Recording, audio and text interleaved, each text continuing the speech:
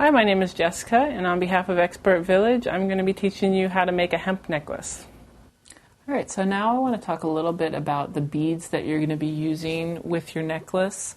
There's a lot of different choices out there, and it can be kind of hard to decide what kind of beads to buy, what kind of design to make in your necklace. So I just want to show you a couple of different options. Usually, you're either going to do one big bead in the middle, or you're going to do a series of beads, or you can even do just, beads throughout the whole necklace.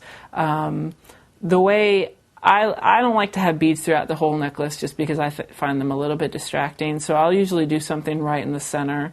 As you can see with these ones, you've got two larger beads and then three small ones right in the middle, and so that's kind of a nice design. These beads are actually from Egypt, so this one's kind of cool and unique, and you're not going to really see anything like that.